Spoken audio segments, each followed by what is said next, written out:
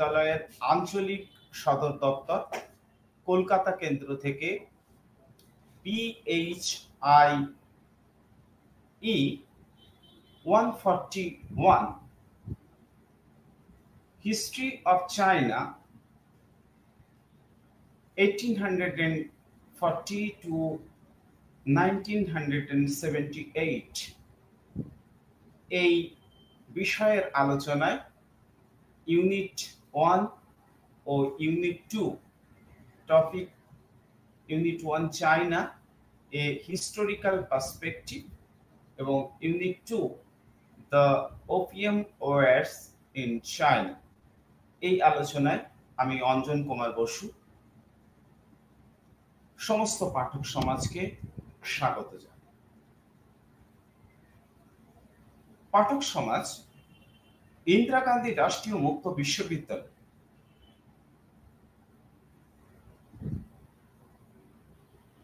এশিয়ার ইতিহাস আলোচনা প্রসঙ্গে ছাত্র সমাজকে বা পাঠক সমাজকে সজাগ বা জ্ঞানার্জনের জন্য history of China 1840 to 1978 modern east এশিয়ার একটি উল্লেখযোগ্য রাষ্ট্র চায়না ইতিহাসকে পাঠক সমাজ ইতিহাস প্রেমী মানুষের জন্য তাদের কারিকুলাম এ সংযুক্ত করেছে। ইউনিট নাম্বার 1 এবং ইউনিট নাম্বার 2 এই পাঠ্যক্রমগুলির উদ্দেশ্যগত দিক সম্পর্কে আমরা বলতে পারি চীনের ঐতিহাসিক বিবর্তন সম্পর্কে আমরা জানতে সক্ষম হব, অর্থাৎ প্রাক আধুনিক চীন পর্বের ইতিহাস সম্পর্কে একটা ধারণা যেমন আমরা উপলব্ধি করব, তেমনি তার পাশাপাশি চীনের রাজনৈতিক, অর্থনৈতিক এবং সাংস্কৃতিক জীবনে ধর্মের যে ভূমিকা, বিশেষ করে বৌদ্ধ ধর্ম, সে সম্পর্কেও আমরা একটা ধারণা এই এককের মধ্য দিয়ে অর্জন করব। এর পাশাপাশি চীন রাজবংশ,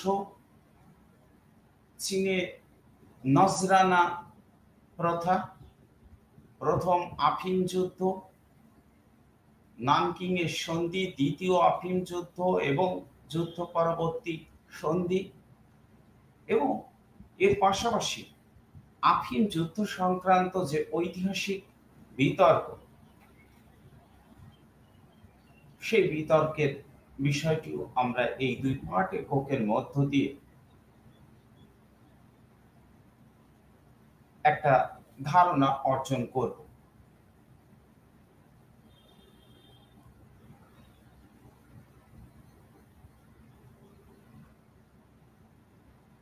আমার আজকের আলোচনা প্রথমেই থাকবে চীনের ঐতিহাসিক বিবর্তন, evolution of Chinese civilization। পৃথিবীর প্রাচীনতম সভ্যতাগুলির মধ্যে একটা উল্লেখযোগ্য সভ্যতা হচ্ছে চৈনিক সভ্যতা,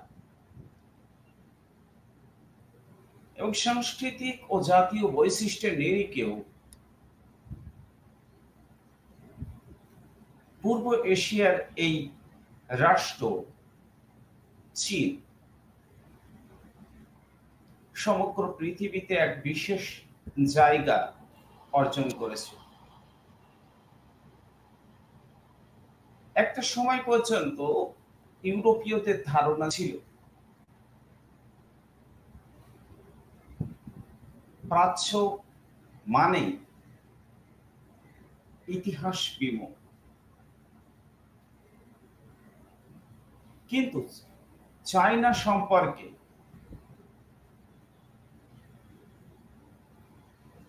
এই ধারণা একেবারেই সত্যি নয়।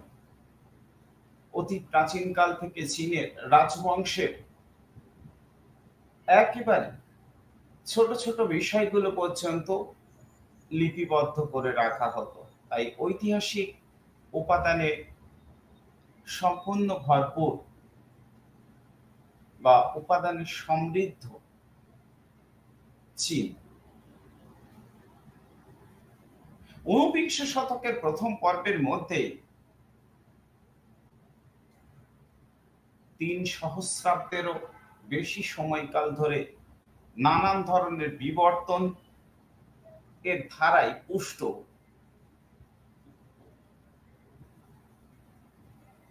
চীন, জাপান, কোরিয়া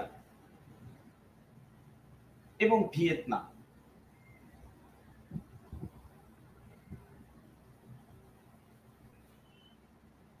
সমৃদ্ধ ইতিহাসে সাক্ষী হয়ে ওঠে এবং এটাও দাবি করা হয় একটা সময় পর্যন্ত চীনের সমাজ, রাজনীতি এবং সংস্কৃতির মূল কথাই ছিল কনফুসীয় মতবাদ বা মতাদর্শ। বর্তমান এশিয়া ভূখণ্ডে 1/5 ও পৃথিবীর 3য় বৃহত্তম আয়তনের দিক থেকে দেশ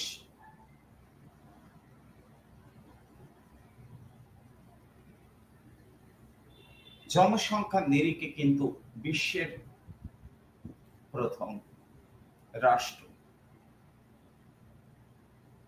বহু জাতি, বহু ধর্ম, বহু ধর্মের সমন্বিত এই চীন এবং চীনা জাতির উৎপত্তি মঙ্গোলীয় গোষ্ঠী থেকে বলে ঐতিহাসিক তথ্য প্রমাণ নির্দেশ করে।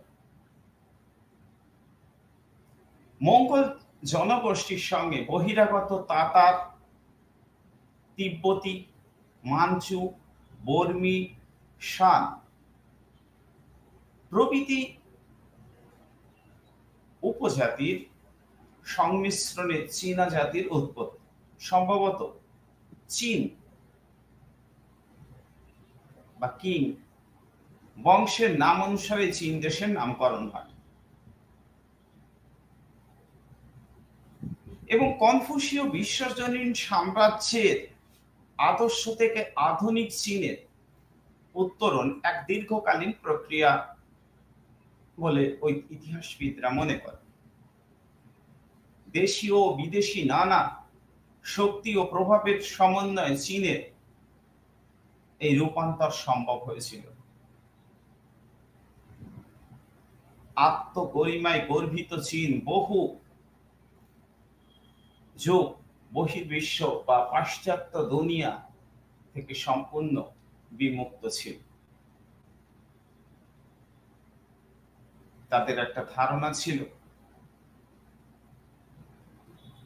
নিজেদের শিক্ষা, সংস্কৃতি, এমনকি সামরিক শক্তি এতটাই উচ্চ যে বহির্বিশ্বের কাছ থেকে তার আর কিছুই পাওয়ার বা নেওয়ার নেই। তাই চীন রুদ্ধদ্বার নীতি অবলম্বন করেছিল এবং চীন পাশ্চাত্য জগৎ সম্পর্কে সম্পূর্ণ নির্লিপ্ত মনোভাবের পরিচয় রেখেছিল। তাই নেপোলিয়ন চীন সম্পর্কে একসময় বিখ্যাত শাসক, ফ্রান্সের শাসক নেপোলিয়ন বোনাপার্ট, তিনি বলেছিলেন, China there is lies a sleeping giant, let him sleep, for when he wakes he will move the world. পণ্ডিত মহলে এই নিয়ে বিতর্ক দেখা যায় যে কখন চীন তার শীত ঘুম ভেঙে কাটিয়ে উঠে আধুনিক যুগে পদার্পণ করেছে। তবে সত্যি কথা বলতে কি, 16 শতকের পূর্বে চীন এই শীত ঘুম কাটিয়ে উঠতে পারেনি। 19 শতকের মধ্যভাগে পাশ্চাত্য শক্তিবর্গের প্রবল উদ্যোগের মধ্যে এসেছিল তার আধুনিকতা। ঐতিহ্যবাদী চীনা ঐতিহাসিকরা মিং যুগ 1368 in the year of 1368 to 1643 থেকে চিং যুগ in the year of 1644 to 1911 অর্থাৎ খুব পরিষ্কার করে বলা যায় দুটো রাজবংশ, মিং যুগ এবং চিং যুগ, যা 1368 থেকে 1643 একটা পর্ব, আর একটা 1644 থেকে 1911। এই পর্বের মধ্যেই চীনে আধুনিক যুগের সূত্রপাত হয় এবং চীন তার সমস্ত রক্ষণশীলতা ধীরে ধীরে কাটিয়ে ওঠে।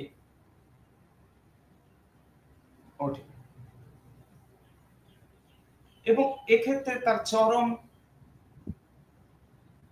আঘাত, বিশেষ করে চিন্তাধারার উপর আঘাত ছিল 1840-এর আফিম যুদ্ধ এবং এই যুদ্ধে পরাজয়।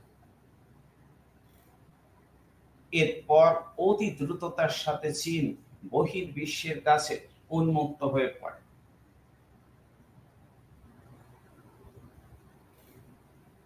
তবে ইউরোপীয় বণিক, ভ্রমণকারী এবং খ্রিস্ট ধর্ম প্রচারকগণরা 1368 থেকে 1911 এই পর্বের মধ্যে চীনা ভূখণ্ডে বারংবার আসতে শুরু করে এবং তারা চীনকে ক্রমাগত তার রক্ষণশীলতা বা তার ঐতিহ্যের থেকে বিচ্ছিন্নতা ঘটানোর উদ্যোগ গ্রহণ করে। তারা মনে করতেন 19 শতকের যে পাশ্চাত্য প্রভাব অনুভূত হয়েছিল তার প্রক্রিয়া 250 বছরের পূর্বে শুরু হয়েছিল। পর্তুগাল, স্পেন, হল্যান্ড, ব্রিটেন এবং চীনের বাণিজ্যিক সম্পর্ক এই কিং বা চিং রাজত্ব কালে বা রাজবংশের অধীন, যেটাকে আমরা মাঞ্চু রাজবংশ বলেও অভিহিত করি, তাদের সময়কালে সম্ভব হয়েছিল। পাশ্চাত্য ঐতিহাসিক, রাষ্ট্রবিজ্ঞানী এবং মার্ক্সীয় পণ্ডিত এবং চৈনিক গবেষকদের একটা বিরাট অংশ এটা স্বীকার করে নিয়েছেন যে আফিম যুদ্ধই চীনের আধুনিকতার সূচনা করে। এই যুদ্ধের ফলে চীনে পাশ্চাত্য কার্যকলাপ যেমন বেড়ে যায়, তেমনি চীন তার বিচ্ছিন্নতার রেশ কাটিয়ে এক বৈপ্লবিক চিন্তাধারার দ্বারা চালিত হয়। আধা সামন্ততান্ত্রিক চীন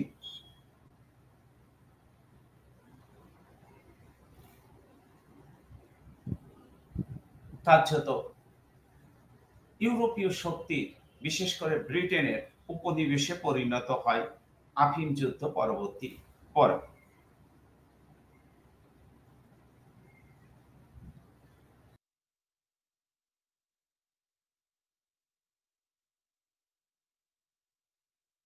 আধুনিকতার লক্ষণগুলো কৌশল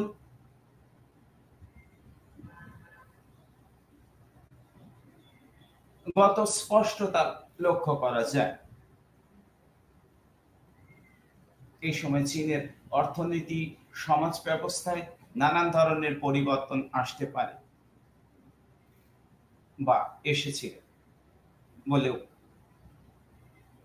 ঐতিহাসিকদের একটা বিরাট সংখ্যক অংশ তারা দাবি করে। প্রাক-আধুনিক চীনে যে সমাজ ব্যবস্থা তা ছিল ঐতিহ্যবাহী সমাজ ব্যবস্থা।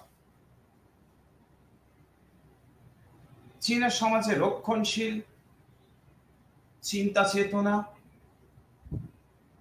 এবং ঐতিহ্যে তারা ছিল অবিচল এবং তারা তাদের ঐতিহ্যকে ধরে রাখতে পেরেছিল কনফুসীয় নীতি ও প্রাচীন বিদ্যাকে আশ্রয় করে। এবং তাদের মনে এই ধারণাও ছিল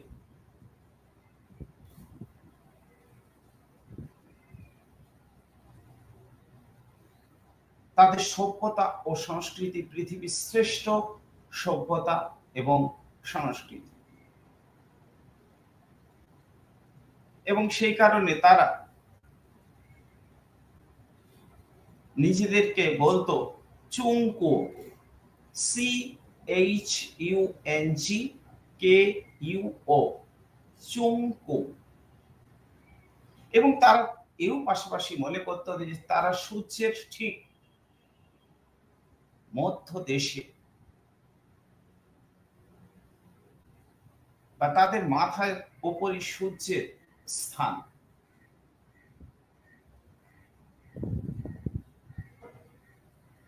তাই পাশ্চাত্য বা বর্বর সভ্যতা থেকে চীনাদের গ্রহণ করার মতো কিছু নেই বলে তারা মনে করে। এবং চীনের এই ধারণা কনফুসীয় মতবাদ এবং মতাদর্শ কিন্তু বারংবার ধরে রেখেছিল এবং এই কাজে চীনের সামাজিক স্তর বিন্যাসে প্রভাবও ছিল যথেষ্ট। এবং সম্রাটকে বলা হতো সন অফ হেভেন, স্বর্গের সন্তান। তাদের কাছে সম্রাট এতটাই একটা মর্যাদার আসনে অধিষ্ঠিত ছিলেন। এছাড়াও সম্রাটের আদেশ নির্দেশ প্রশাসনিক স্তরে পরিচালনা করার ক্ষেত্রে জেন্ট্রি সম্প্রদায়ের বিশেষ অবদান ছিল। তাই মনস্তাত্ত্বিকদের একাংশ চীনা রাষ্ট্রকে জেন্ট্রি রাষ্ট্র বলেও অভিহিত করে। যাই হোক, প্রাক আধুনিক চীনের সমাজ ব্যবস্থা ও সমাজ জীবন আলোচনা প্রসঙ্গে আমরা বলতে পারি চীনার সমাজ ছিল পিতৃতান্ত্রিক, সমাজে নারীদের অবস্থা ছিল করুণ, পুরুষতান্ত্রিক সমাজের দাপটে নারীদের মর্যাদা একেবারে ক্ষীণ ছিল। জেন্ট্রি শ্রেণীর ছিল সুবিধাভোগী শ্রেণী, যারা চীনা সমাজের অন্যতম প্রভাবশালী গোষ্ঠীও ছিল। বিভিন্ন ধরনের সরকারি পদস্থ পদগুলো তারা ভোগ করত। তাছাড়াও যদি আমরা অর্থনৈতিক কর্মকাণ্ডের দিকে লক্ষ্য করি, সমাজের একটা বিরাট সংখ্যক মানুষ কৃষিকাজের সাথে যুক্ত ছিল। মার্ক্সীয় গবেষকরা এমনটাও দাবি করেন যে জমিদার, মহাজন এবং প্রতিক্রিয়াশীল মানচু সর্দার বা প্রভু কর্তৃক যৌথভাবে কৃষকদের উপর শোষণের জন্য চীনা সমাজকে সামন্ততান্ত্রিক সমাজ আখ্যায়িত করাই যেতে পারে বা আমলাতান্ত্রিক সমাজ বলেও গণ্য করা যেতে পারে। কৃষকদের পরে শিল্পী কারিগরদের স্থান ছিল সমাজে, এবং কনফুসীয় সামাজিক বিন্যাসে বণিকদের অবস্থান কারিগরদের থেকে নিম্ন হলেও ঊনবিংশ শতকে কিন্তু এই বণিকরা যথেষ্ট মর্যাদা অর্জন করেছে এবং চীনের বিভিন্ন দার্শনিক মতাদর্শ বা ধর্মীয় চিন্তা চেতন এর দ্বারা জনগণ আচ্ছন্ন ছিল। সমাজের একটা বিরাট সংখ্যক কনফুসীয় মতাদর্শের দ্বারা দীক্ষিত ছিল। এছাড়াও চীনে তাও মতবাদ এবং সমাজের 30% মানুষ, 100 জনের মধ্যে 30 জন মানুষ বৌদ্ধ ধর্মের অনুরাগী ছিল এবং বৌদ্ধ ধর্ম চীন কে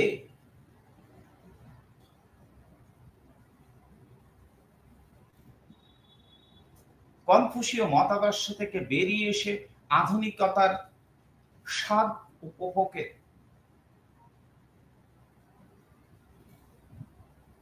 পথ দেখিয়েছিল বলে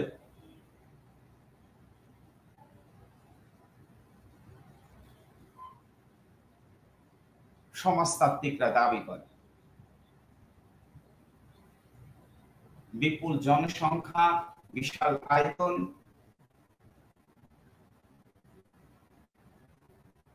চীনে উল্লেখযোগ্য ভূমিকা গ্রহণ করেছিল চীন রাজবংশ। চীন রাজবংশ বা কিং রাজবংশ QING, বাংলায় আমরা এটাকে চীন বলি, ইংরেজিতে এটা উচ্চারণ অনেকটাই কিং এইরকম উচ্চারণগত শব্দ বলে আমরা গণ্য করতে পারি। যাই হোক, চীন রাজবংশ যা 1644 থেকে 1911 সাল অবধি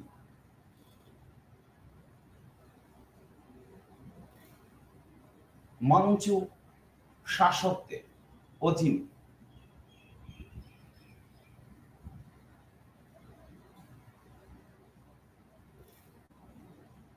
চীনকে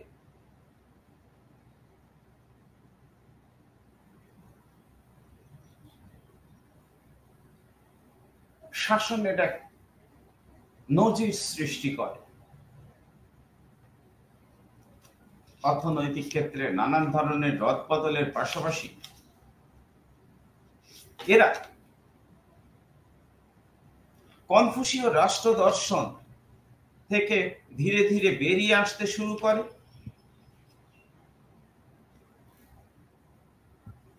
এবং কেন্দ্রীয় প্রাদেশিক শাসনের জন্ম দেয়। মহাসচিবালয় থেকে শুরু করে নানান ধরনের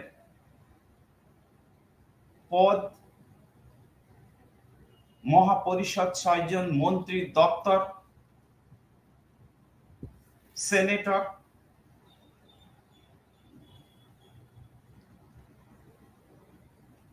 বিভিন্ন পদে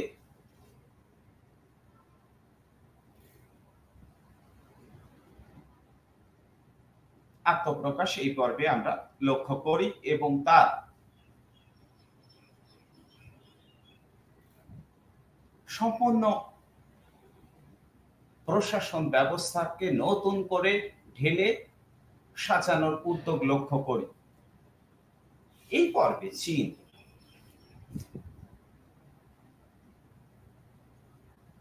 আধুনিকতার স্বাদ গ্রহণ করার দিকে এগিয়ে চলে। আবার এই পর্বে মাঞ্চু রাজবংশকে কার্যত প্রথম আফিমের যুদ্ধের মধ্য দিয়ে ধরাশায়ী করে ইংল্যান্ড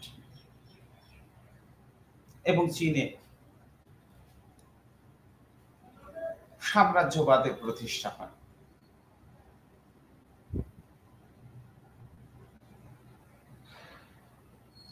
তবে মাঞ্চু সরকার কিন্তু মিং সরকার যেটা 1368 থেকে 1644 পর্যন্ত সময় পর্বে যে স্থানীয় প্রশাসন ব্যবস্থা বজায় রেখেছিল তাকেই অনুসরণ করে।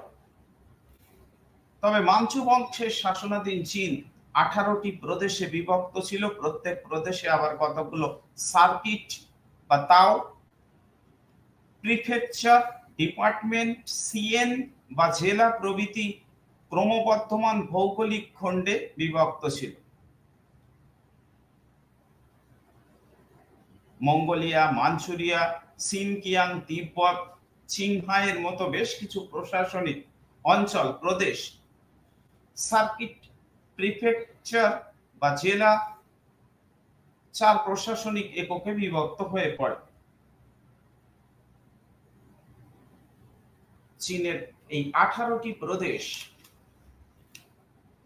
প্রশাসনের দায়িত্ব অর্পিত হয়েছিল গভর্নর জেনারেল এবং গভর্নরদের উপর,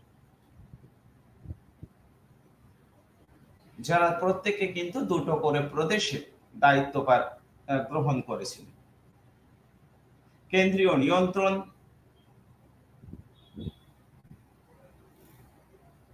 এবং আমলাতন্ত্রের অন্তর্নিহিত ত্রুটি চীনা প্রশাসনেও প্রকাশ পেয়েছিল, যার পূর্ণ সুযোগ গ্রহণ করেছিল ইউরোপীয় শক্তি বা ব্রিটেন।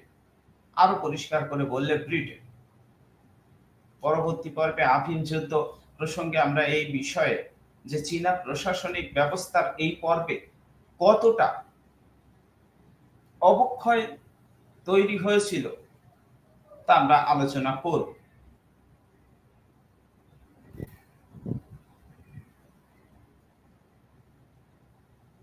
এর পাশাপাশি আমরা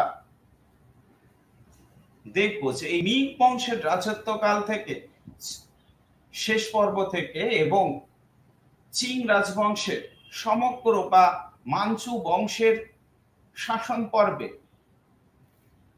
চীনের ইতিহাসে এক গুরুত্বপূর্ণ পর্ব হিসেবে গণ্য করা যেতে পারে। অতি প্রাচীন কাল থেকে চলে আসা চীনের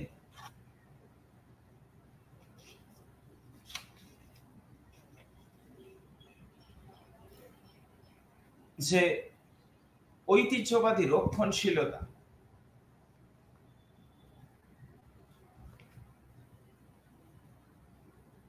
সেই ঐতিহ্যবাদকে চীনের কোনো রাজবংশই সে অর্থে পরিত্যাগ করতে রাজি ছিলেন না।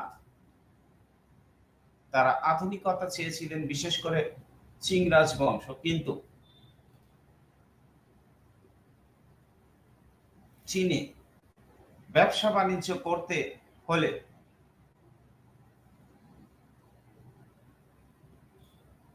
বা চীনের সহযোগী বন্ধু রাষ্ট্রগুলোর সাথে চীনা সম্রাটের মধ্যে এক ধরনের ট্রিবিউট সিস্টেম বা নজরানা প্রথা চালু ছিল।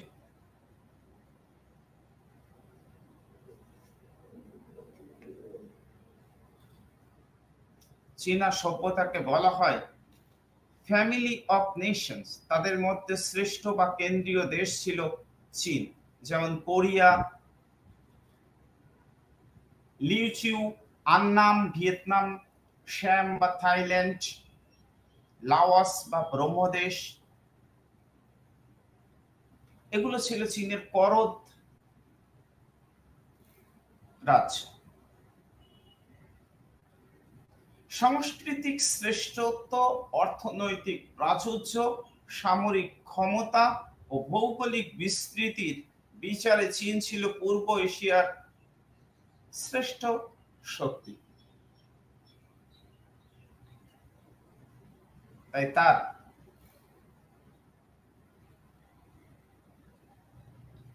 সাথে এই সমস্ত করদ রাজ্য বা বিদেশি রাষ্ট্রের এক বিশেষ সম্মানের রীতি প্রচলিত ছিল। চীনা সম্রাটকে তার শ্রেষ্ঠত্বের মর্যাদা স্বরূপ এই নজরানা প্রথা চালু ছিল। এই প্রথার বৈশিষ্ট্য ছিল সন অফ হেভেন। চীনা সম্রাটকে পৃথিবীর শ্রেষ্ঠ শাসক এবং ফ্যামিলি অফ নেশন, চীন শ্রেষ্ঠ, তেমনি কোনো বিদেশি রাষ্ট্র সমপর্যায়ের নয়। অতএব চীনে এই সমস্ত বিদেশি রাষ্ট্রের অনুপ্রবেশ, প্রতিনিধিদের অনুপ্রবেশ, ব্যবসায়ীদের আগমন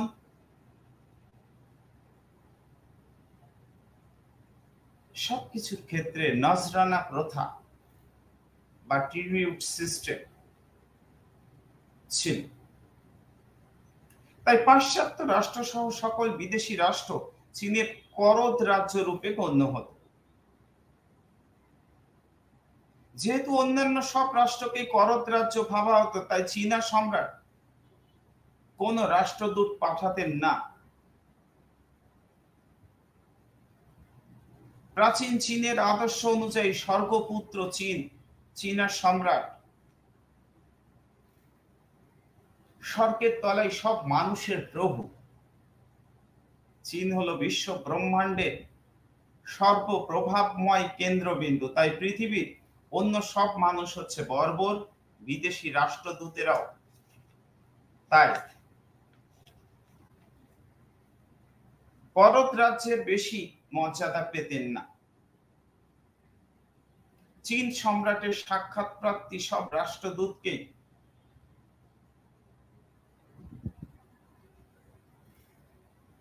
চীনের মানুষ তাদের সম্রাটের চেয়ে নিচু বলে গণ্য করতেন।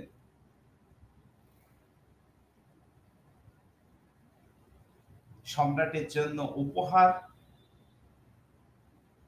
প্রদান করে কাউটাও প্রথা বা রীতি অনুযায়ী নতজানু হয়ে 3 বার করে মোট 9 বার রাজপ্রাসাদে রাজার সামনে কপাল মাটিতে স্পর্শ করতে হতো।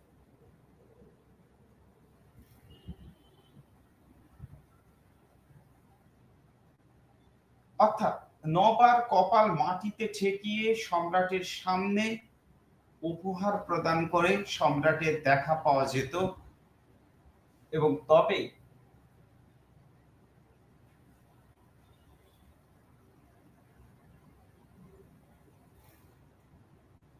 বিদেশি যে বণিক গোষ্ঠী বা রাজদূতেরা আসতেন তাদের পণ্য সামগ্রী চীনের বাজারে বিক্রয় করতে পারতেন। পর্তুগাল, হল্যান্ড, রাশিয়া, ব্রিটেন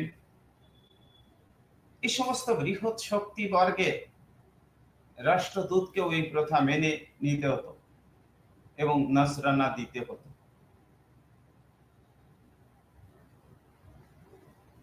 একটা তথ্য পরিসংখ্যান থেকে জানা যায় যে 1655 থেকে 1755 অর্থাৎ 100 বছরের মধ্যে পাশ্চাত্য দেশ থেকে আসা 17টা মিশনের মধ্যে একটি মিশন ছাড়া বাকি সবকটা মিশনকে চীনাদের এই প্রথা মানতে হয়েছিল। এমনকি কোরিয়া, ব্রহ্মদেশ, থাইল্যান্ড প্রত্যেক বছরে 2 বার, কেউ বছরে 3 বার, কেউ 3 বছরে 1 বার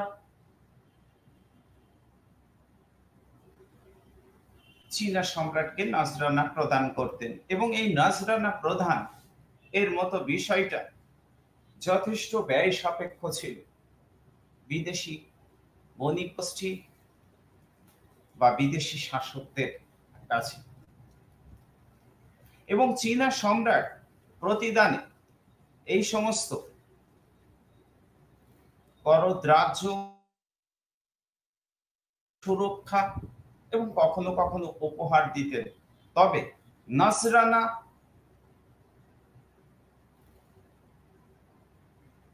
প্রদান এর মধ্য দিয়ে চীনা সম্রাট যে ধরনের উপহার পেতেন তার থেকে অবশ্যই তিনি অনেক কম মূল্যের উপহার সামগ্রী বিদেশি বণিক গোষ্ঠীর প্রতিনিধিকে বা বিদেশি রাষ্ট্রের রাষ্ট্রদূতকে প্রদান করতেন। এই নাসরানা প্রথা নিয়েই চীনের বিরুদ্ধে পাশ্চাত্য দেশগুলোর বণিক গোষ্ঠীর এবং করত রাজ্যের ক্ষোভ ছিল। বিশেষ করে করত রাজ্যের পক্ষে সেভাবে বৃহত্তর কোনো উপায় ছিল না, তার কারণ অর্থনৈতিক, রাজনৈতিক, ঐতিহ্য রক্ষায় এবং সাংস্কৃতিক মানদণ্ডের সামরিক ক্ষেত্রে চীন তাদের থেকে অনেক শ্রেষ্ঠত্বের জায়গায় ছিল। ফলে স্বাভাবিকভাবে নজরানা প্রদান বা ট্রিবিউট সিস্টেমের বিরুদ্ধে সবচেয়ে বেশি সোচ্চারী হয়েছিল পাশ্চাত্য বণিক গোষ্ঠী বা ট্রেডার্স সংগঠন বা অ্যাসোসিয়েশন, এবং তাদেরকেও নির্দিষ্ট কিছু বাণিজ্য গোষ্ঠী এবং নির্দিষ্ট কিছু অঞ্চলে তাদের বাণিজ্যিক অধিকার দেওয়া হয়েছিল। যেমন ক্যান্টন বাণিজ্য উন্মুক্ত ছিল 1840 সালের পূর্বে, একমাত্র বন্দর যেখানে বিদেশিরা তাদের পণ্য সামগ্রী নিয়ে আসতে পারত এবং কোহান নামক বণিক গোষ্ঠীর দ্বারা তারা ব্যবসা বাণিজ্যের কাজ চালিয়েছে।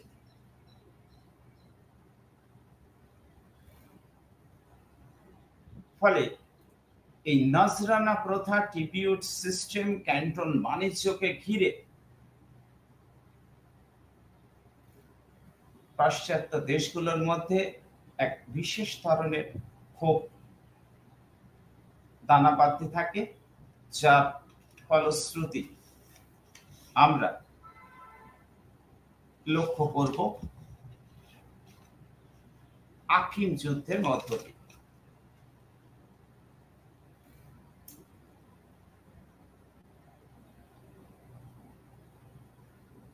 এবং আমি প্রথমেই আফিম যুদ্ধর প্রসঙ্গে বলতে চাই, অতি প্রাচীনকালে চীন দেশে আফিম ব্যবহারের প্রচলন ছিল, বা আফিমকে তারা ঔষধ হিসেবে ব্যবহার করত। ইসলামীয় রাষ্ট্র থেকে বা পাশ্চাত্যের কিছু কিছু অঞ্চল থেকে বা দক্ষিণ পূর্ব এশিয়ার কোনো কোনো অঞ্চল থেকে আফিম চীন দেশে আনা হতো। কিন্তু 1624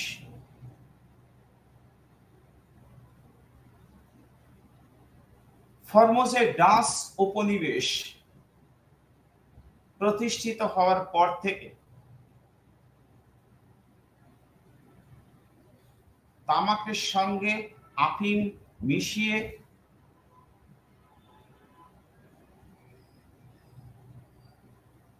নেশার সামগ্রী তৈরি করা হতে থাকে এবং 1660-এর দশকে ফুকিয়েন এবং কোয়াংতুংয়ে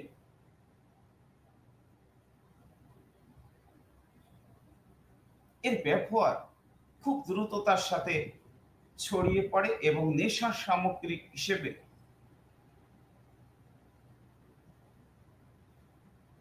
এটি ব্যবহার হয়। আরাম প্রিয় অলস ব্যক্তিরা আফিমের নেশায় বুঁদ হয়ে থাকে। যুবক থেকে বৃদ্ধ, ধনী দরিদ্র, চীনের সকল শ্রেণীর মানুষ, এমনকি প্রশাসনিক স্তরে সরকারি আমলাদের মধ্যে আফিমের নেশা মারাত্মক আকার ধারণ করে।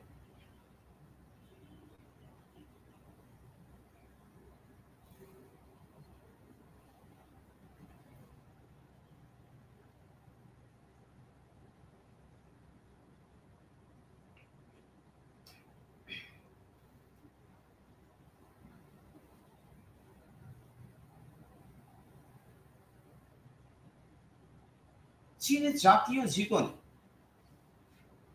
আফিমের কুপ্রভাব এবং আফিমের ব্যবসাকে কেন্দ্র করে বাণিজ্যিক ভারসাম্য নষ্ট হতে শুরু করে। প্রশাসনের সর্বস্তরে একটা অরাজকতা তৈরি হয়। প্রশাসনিক কর্মচারীরা তারা যে মাসিক বেতন অর্জন করেন সেটাও তাদের নেশার সামগ্রী ক্রয় এবং সাংসারিক জীবন প্রতিপালনের পক্ষে যথেষ্ট বলে গণ্য হয় না। ফলে সর্বস্তরে এক অরাজকতা, বিশৃঙ্খলার পরিবেশ তৈরি হয়। এবং চীনের এই আফিম ব্যবসায় সবচেয়ে বেশি প্রভাব বিস্তার করে ব্রিটিশ বণিক গোষ্ঠী। ইতিমধ্যেই পলাশী যুদ্ধ পরবর্তী পর্বে ভারতবর্ষের রাজনৈতিক ক্ষমতা ব্রিটিশদের অধীনে কুক্ষিগত হওয়ার ফলে ভারতীয় রাজকোষের অর্থ দিয়ে একটা ব্যাপক পরিমাণ সরকারি জমিতে রাজকীয় ব্যয়ে বা রাষ্ট্রীয় ব্যয়ে আফিম উৎপাদন করা শুরু হয়। মারোয়াড়ি, পার্সি, গুজরাটি বণিকদের হাত ধরে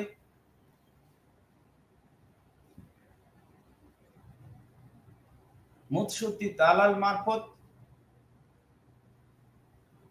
বা কম্প্রেডর শ্রেণী কর্তৃক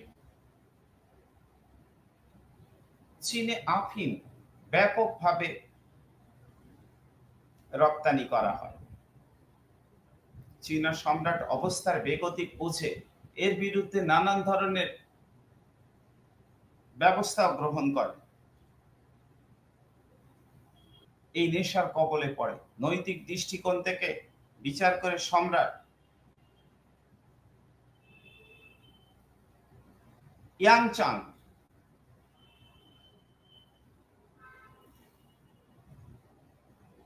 এবং পরবর্তী পর্বে আফিম সেবন এবং বিক্রি নিষিদ্ধ করেন। সম্রাট চিয়াংচিং 1796 থেকে 1820 চীনে আফিমের চাষ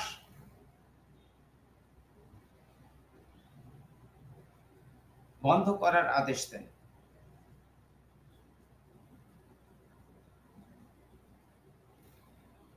এবং 1773 পরবর্তী পর্বে পর্তুগিজদের কাছ থেকে ব্রিটেন আফিমের ব্যবসার একচেটিয়া কৃতিত্ব কার্যত অধিকার করে নেয়।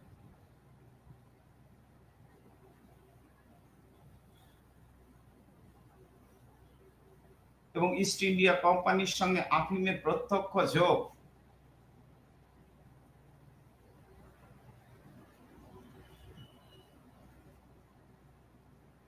তৈরি হয়।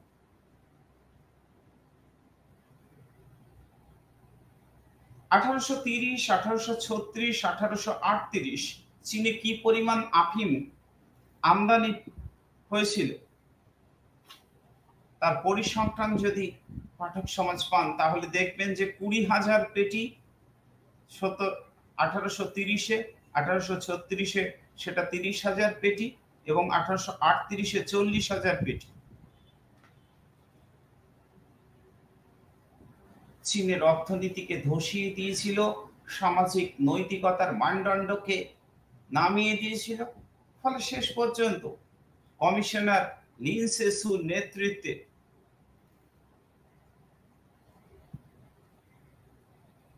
আফিম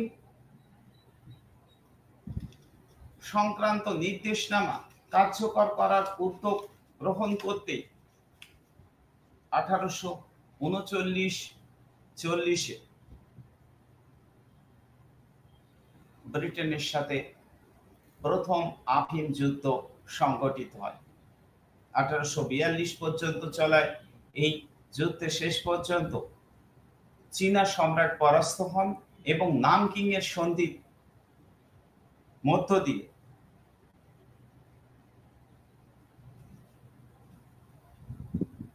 আফিম যুদ্ধের একটা মীমাংসা হয়। 1842 29 আগস্ট যে নামকিং এর সন্ধি, তার মাধ্যমে চীন গ্রেট ব্রিটেনকে হংকং সমর্পণ করে। ক্ষতিপূরণ বাবদ তাদের আফিম যে নষ্ট করা হয়েছিল, পুড়িয়ে দেওয়া হয়েছিল বা সমুদ্রের জলে নিক্ষেপ করা হয়েছিল, সেই বাবদ $21 মিলিয়ন চীন ব্রিটেনকে দেওয়ার প্রতিশ্রুতি দেয় এবং কোহংদের একচেটিয়া বাণিজ্যিক ব্যবস্থার অবসান করা হয়। ক্যান্টন ছাড়াও আরো বেশ কিছু বন্দর, 5টি বন্দর ব্রিটিশদের কাছে উন্মুক্ত হয়ে যায়, যেমন ক্যান্টন, অ্যাময়, ফুচাও, নিংপো এবং সাংহাই। বলা যায় ব্রিটিশ কনসাল বণিকরা এবং তাদের পরিবারবর্গ চীনে অতিরাষ্ট্রিক ক্ষমতা ভোগ করে। সরকারি চিঠিপত্র বিনিময়ের ক্ষেত্রে ব্রিটেন ও চীনের মধ্যে সাম্য বজায় রাখার কথা বলা হয় এবং অতি অল্প সময়ের মধ্যে একটা নির্দিষ্ট পণ্য শুল্ক স্থির করার ব্যাপারটা ওপিয়াম যুদ্ধের সমাপ্তি শেষে নামকিং সন্ধির মধ্য দিয়ে লক্ষ্য করা যায়। এই অবস্থা চলতে থাকে, কিন্তু আফিম চীনের সমাজ জীবনকে এতটাই প্রভাবিত করে যে পুনরায়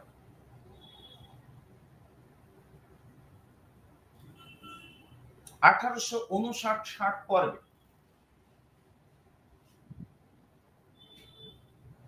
চীনের সাথে ইউরোপীয় বণিক গোষ্ঠী, বিশেষ করে ব্রিটেন, পুনরায় আফিম যুদ্ধ সংগঠিত হয়, যা দ্বিতীয় আফিম যুদ্ধ নামে পরিচিত।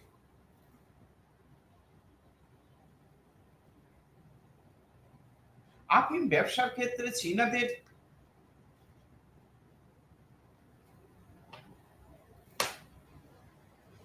প্রতিভা এবং বিদেশি বণিক গোষ্ঠীর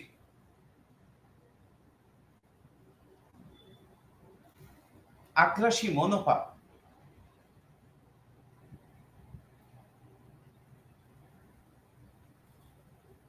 ফলস্বরূপ যে প্রথম এবং দ্বিতীয় আফিম যুদ্ধ সংগঠিত হয়,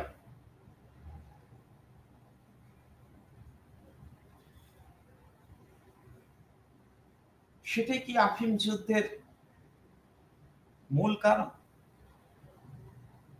সাম্প্রতিক ইতিহাস গবেষণা বা ইতিহাস চর্চায় আফিম যুদ্ধ সংক্রান্ত একটা বিতর্ক তৈরি হয়েছে।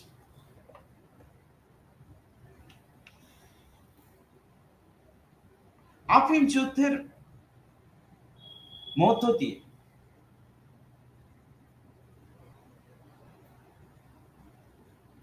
ব্রিটেন যেমন চীন দেশে অতিরাষ্ট্রিক ক্ষমতা ভোগ দখলে মত্ত হয়ে উঠেছিল, তার পাশাপাশি এই আফিম যুদ্ধের মধ্য দিয়ে তারা অতি প্রাচীন নজরানা প্রথা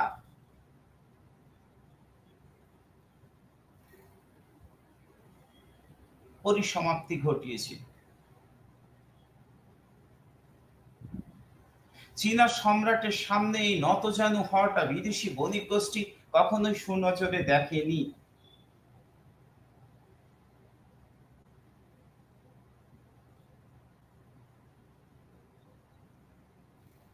তাই প্রথম আফিম যুদ্ধের পর যে নানকিং এর সন্ধি, যে জাতীয় শর্তগুলো আমরা ইতিমধ্যেই আলোচনা করেছি,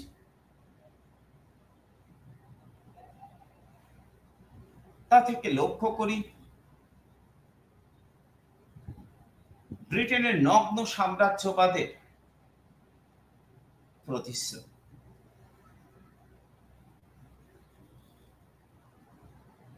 ঊনবিংশ শতাব্দীর শেষে পাশ্চাত্য শক্তিবর্গকে অতিরাষ্ট্রিক অধিকার প্রদানের জন্য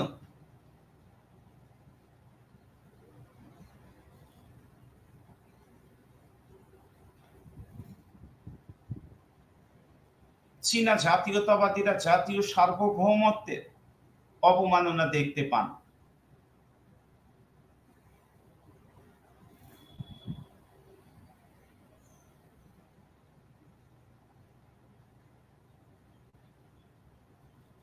এবং কিছুদিনের মধ্যে ব্রিটেনের মতো 1845 পরবর্তী পর্ব থেকে আমরা দেখতে পাই ফ্রান্স, আমেরিকা মতো রাষ্ট্র চীনের সাথে একই ধরনের সন্ধিতে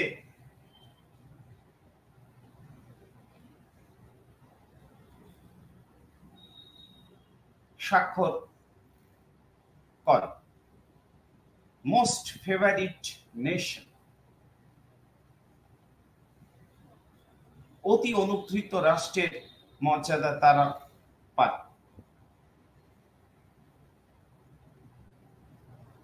যাই হোক, আফিম যুদ্ধে চীনার পরাজয়ের মধ্য দিয়ে মাঞ্চু সম্রাটের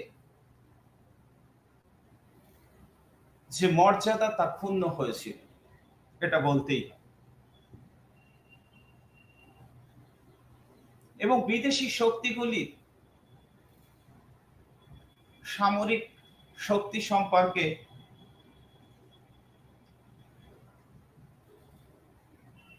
যথার্থ উপলব্ধিও চীনা শাসকদের ছিল না। তাদের রণকৌশল, সামরিক দক্ষতা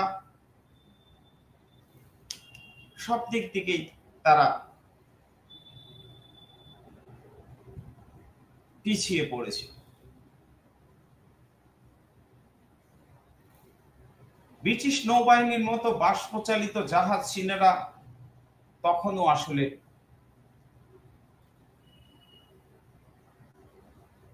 তৈরি করতে পারেনি।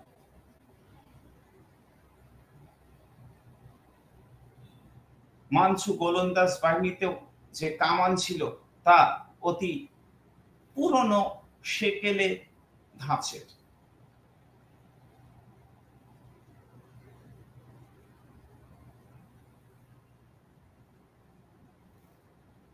এমনকি বন্দুকের ধরনও ছিল বিদেশি বণিকদের বন্দুকের থেকে অনেক অনুন্নত। চীনা সামরিক বাহিনী নেশায় আচ্ছন্ন, বিশৃঙ্খল এবং সামরিক যোগ্যতা হারিয়ে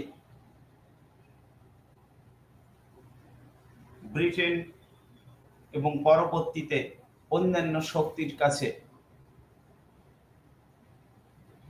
তাদের শক্তি পরীক্ষায় পরাজিত হয়।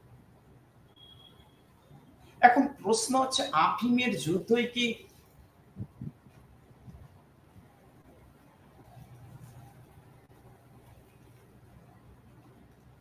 চীনে আধুনিকতা এনেছিল? অবশ্যই আমরা বলতে পারি যে আফিম যুদ্ধের পর পাশ্চাত্য শক্তিগুলো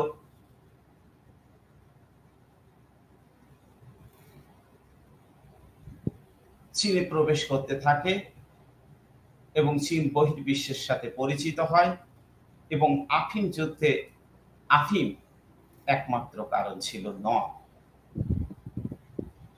ঐতিহাসিক তানচুং বলছেন, চীনা গবেষক তানচুং, তিনি বলছেন তার সাম্প্রতিক গবেষণা, আফিম যুদ্ধে আফিম ছিল একটা উপলক্ষ। আফিমের জায়গায় চাল থাকলে সেটা হতো চালের দাঙ্গা। প্রকৃতপক্ষে আফিমের যুদ্ধ ছিল ব্রিটিশ সাম্রাজ্যবাদকে চীন দেশে প্রতিষ্ঠা দেওয়ার এক পদক্ষেপ। আর সেক্ষেত্রে আফিম জাস্ট একটা প্রতীক বা সিম্বল হিসেবে গণ্য হয়েছিল। ধন্যবাদ। আজকের মতো আমার আলোচনা এখানেই সমাপ্তি করছি।